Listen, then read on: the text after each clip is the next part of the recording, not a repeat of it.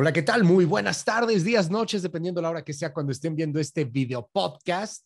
Hoy, desde Palacio, en los entretelones del poder, tengo al gran Alejandro Aguirre. Siempre un placer saludarte, querido amigo. ¿Cómo estás? Muy buenos días. Hola, querido Luis, ¿cómo estás? Te mando un fuerte abrazo. Qué gusto saludarte, qué gusto establecer otra vez charla contigo. Fíjate, Luis, que leía tu texto que publicaste en el Universal sobre Muchas qué gracias. ocurriría si el presidente López Obrador muriera, ¿no? Muy buen texto, te felicito, se movió mucho. Y precisamente derivado de ese texto, Luis, me aboqué a consultar con las fuentes ubicadas en Palacio Nacional, muy cerquita del presidente López Obrador, para ver o tratar de indagar qué había en este testamento político.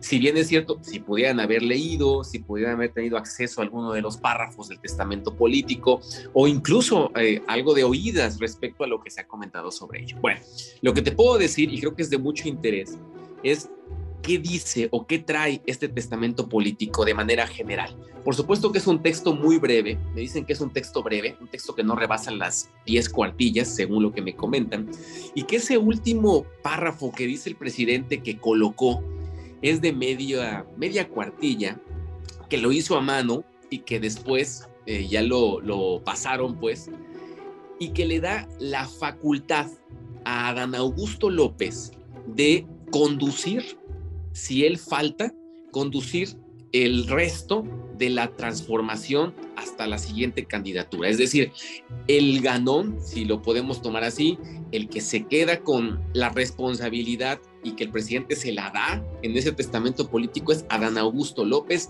no a Sheinbaum, no a Ebrard, no a Monreal, pero sí a Adán Augusto López, que incluso tendría la facultad, en caso de que faltara el presidente físicamente, de nombrar al siguiente candidato o autonombrarse como candidato a la presidencia de la República. Eso trata el testamento político a grandes rasgos. Hay otros puntos, pero el más relevante es ese. ¿Quién va a conducir el camino de la cuarta transformación como la quiere el presidente López Obrador? Y hay algo muy cierto, Luis.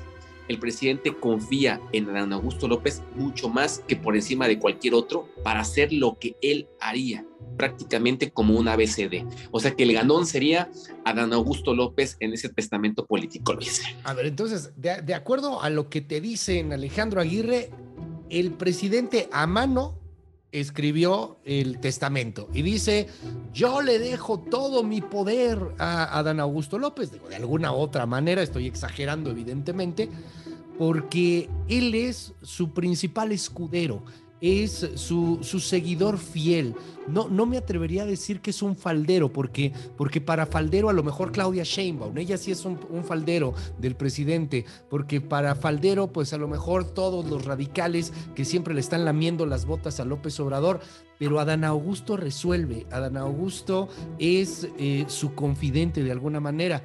Legalmente hablando, y esto es bien importante, como ya estamos en el supuesto de los últimos 4 años del presidente López Obrador, legalmente hablando, le toca primero al secretario de Gobernación, el que esté en ese momento, convocan al Congreso, el Congreso entra en sesiones y no está en sesiones, y es el Congreso el que por mayoría absoluta, que no calificada, o sea, todos, la mitad más uno, pues 50% más uno, define quién sería el presidente.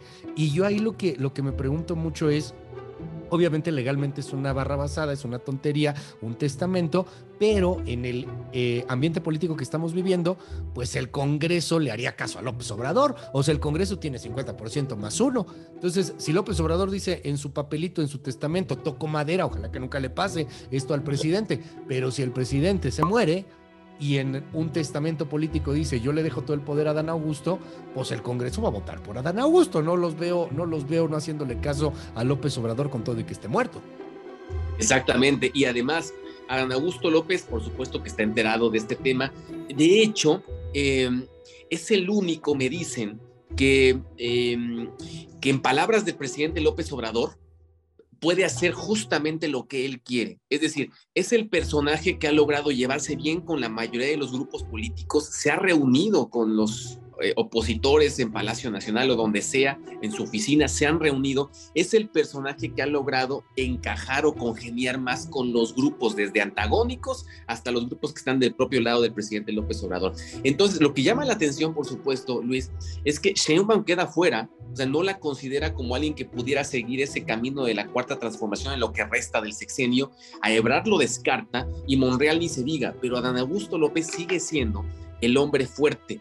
Y ojo con esto, que si Adán Augusto, que si esto llegara a pasar, ojalá y no, porque además quien puso el tema de una eventual muerte del presidente fue el propio presidente con esto que está ocurriendo. Ojalá no ocurra, como bien dices, nos desestabilizaría mucho en el país, considero, más a lo mejor de lo que estamos, pero Adán Augusto López es el personaje que se quedaría con todo el poder. El otro López, o sea, el otro López de sería tan poderoso como el López que se iría. Es de verdad, y no descartemos esto, el personaje que pudiera quedarse, muriera o no el presidente de la República, ojalá y no sea así, pudiera quedarse incluso con la candidatura con el presidente vivito y coleando. Esto es muy probable. El testamento político también nos deja, Luis, perfectamente claro que hay otro candidato a la presidencia de la República, y ese candidato es Augusto López. Es, digamos que el entre líneas del testamento político. Si te estoy nombrando que me va a conducir lo que resta del sexenio, pues también tienes altas posibilidades de ser el candidato a la presidencia de la República, Luis. Está muy caliente el tema. Ojalá que no le pase nada al presidente de la República, que sea como dice Mario Delgado, que no tenga nada. Pero sí, y para cerrar, pues me llama la atención este corazón de caudillo que tiene el presidente. O sea, dejar el testamento, porque todo depende de él, la transformación depende de él, depende de sus deseos. Híjole. Y bueno, pues es lo que eligieron, ¿no? Lo que escogió la gente. Pues sí. Yo no voté por él, pero bueno, hay gente que sí, pues es lo que escogieron. Ahora sí que vamos a ver si el pueblo bueno y sabio continúa con esta tendencia de querer tener a un caudillo en la presidencia de la República que quiere gobernar hasta desde el más allá, querido Alejandro. Exactamente, hasta desde el más allá. El mismo caudillo que después de un cateterismo cardíaco se fue a jugar béisbol y lo sigue haciendo. Cuídate mucho, te mandamos un abrazo. Gracias. Un abrazo, Luis, que tengas gran día. Cuídate mucho.